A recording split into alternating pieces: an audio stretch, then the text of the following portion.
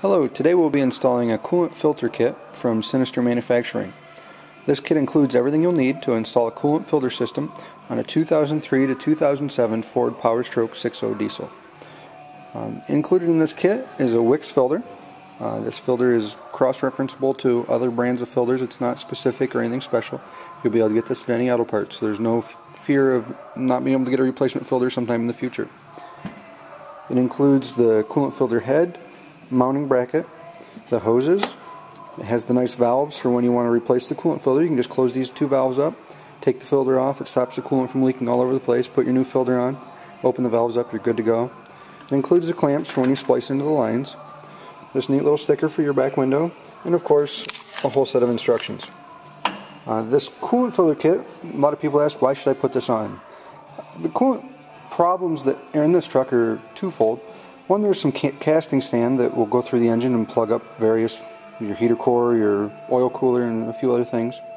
And then the other problem is with the EGR coolers in these trucks, it will break down the coolant and kind of produce this gooey substance that we see a lot plugging up heater cores. We see them a lot plugging up oil coolers and causing a lot of problems, even plugging up radiators for that matter. And if you have a coolant filter on there, you're going to be able to get all that crap out of your engine, keep everything nice and clean. You're going to have longer life and, better coolant life, obviously. And not only that, a cooler running truck. And we're going to install this today. The first thing we're going to want to do is drain the coolant. We're going to have to get the coolant low enough that it's not going to leak all over us when we go to splice the lines. So right here is the coolant drain. We're going to connect our wrench up on there.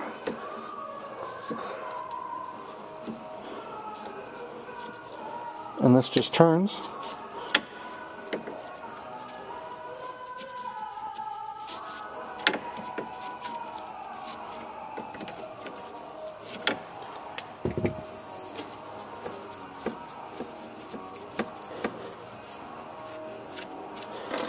And there comes the coolant.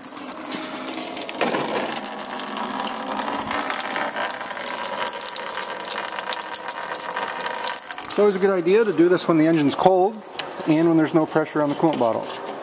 I'm going to take this off so it can suck some air and drain that coolant. Alright, while the coolant's draining, we're going to get the filter head installed in here.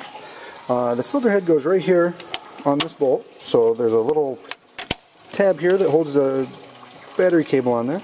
I want to remove that. And then right below there, there'll be a 10mm head bolt. We'll want to remove that. Got that. And we can just take this bolt right out of here for right now. Okay, next I have the Sinister coolant filter head and bracket. And if you can see this, I'm not sure, there's a little tab that the bracket fits into there, and then it'll go up and mount right against where that bolt was. So you're not going to be able to see this, but I'll flip it around here and put the bolt in there.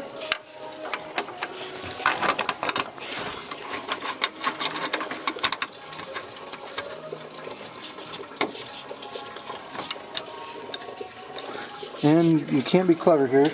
You got to put the bracket on first. If you put the coolant filter on there, you're not going to be able to tighten up the bolt.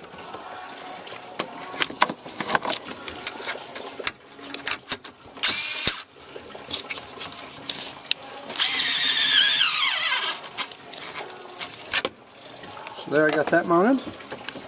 Pretty nice unit. Okay, you can see that I mounted the coolant filter head. I tightened up the bracket a little more with a ratchet. And now we can go ahead and connect it up to the coolant. The big hose, that goes over here to the heater hose. We're going to connect that in a minute.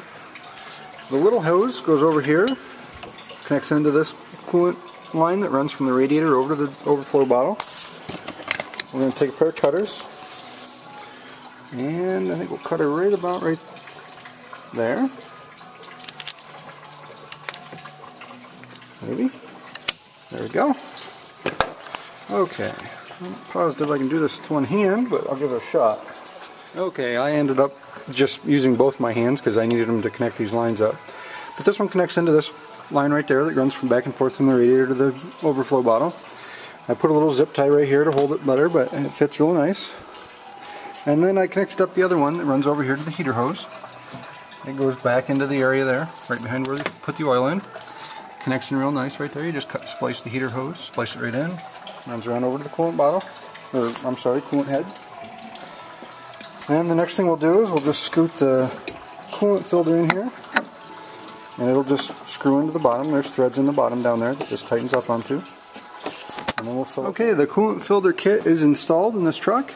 The lines are run both sides over there. Very easy to install. If you weren't trying to hold the camera with one hand and use both hands, you could probably do this in 15-20 minutes easy. Very simple install. I opted to put new coolant back in this truck. The coolant was in, it was kind of nasty looking. You're going to see that you're probably going to want to change your first coolant filter within probably 1,000 miles or so. It will gum up very fast because of all the crap that's in the coolant system. And then you'll probably want to change your second one in another 1,000 miles, and then after that you can probably change them every 5,000, just like you would your oil filter. This will ensure that your oil cooler will stay nice and clean, your heater core will stay nice and clean, and your coolant system will work great. Definitely a must-do. These are very inexpensive. 100, 150 bucks can get you one of these kits. Whichever kit you pick, make sure they have the valves.